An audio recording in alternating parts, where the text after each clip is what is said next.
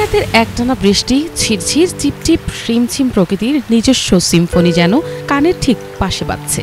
শহরের কোলাহল ঠেলে পানির ফোঁটা পড়ার ছন্দ, কাগজে জানালার কাচে ধাতব চালে এক শান্তির সুর। আজকের এই প্রযুক্তির যুগে এই অভিজ্ঞতাকেও হাতের মুঠোয় আনা সম্ভব।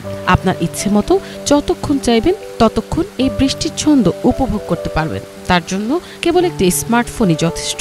মিউজিক থেরাপির রমরমা যুগে সাউন্ড থেরাপিও সমান জনপ্রিয় হয়ে উঠেছে।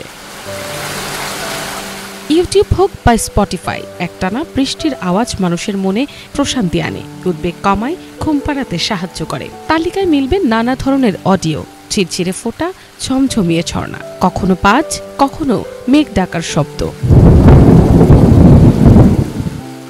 বিশেষজ্ঞরা বলছেন প্রাকৃতিক শব্দ যেমন বৃষ্টির আওয়াজ, পাখির কণ্ঠ, নদীর ধারা মানুষের মন শান্ত করতে বৈজ্ঞানিকভাবে কার্যকর। তেমনি সাউন্ড থেরাপির মাধ্যমে একটানা বৃষ্টির আওয়াজ স্ট্রেস হরমোন কর্টিসল কমায়, উদ্বেগ হ্রাস করে, স্পন্দন স্বাভাবিক রাখে, ঘুমকে গভীর করে, মস্তিষ্ক সক্রিয় রাখে, অবসাদ কমায় এবং মন ও শরীরকে ঠান্ডা রাখে। 2018 সালে পাবমেটে প্রকাশিত এক গবেষণায় দেখা গেছে কঠিন অঙ্ক সমাধানের সময় যারা বৃষ্টির বা প্রকৃতির শব্দ শুনেছেন তাদের দক্ষতা নীরবতার চেয়ে বেশি। 2019 সালে জাপানের আইচি ইউনিভার্সিটির পরীক্ষা দেখিয়েছে এই শব্দ ব্যবহার মেজাজ কতটা উন্নত করে, স্নায়বিক কার্যকলাপ বাড়ায় এবং কর্টিসল কমায়।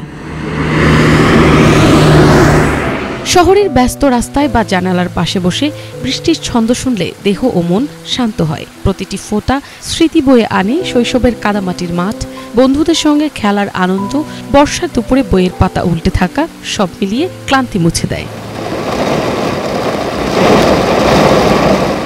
অতএব ওষুধ বা ব্যয়বহুল হিলিং প্রোগ্রামের বিপরীতে বৃষ্টির শব্দের মাধ্যমেই মনকে প্রশান্তি দেওয়া সম্ভব। তবে সচেতন থাকা জরুরি। আজকের মধুর বৃষ্টি বারংবার শুনলে কাল বিরক্তকরও হতে পারে। মিনালা দিবা, বাংলা ভিশন।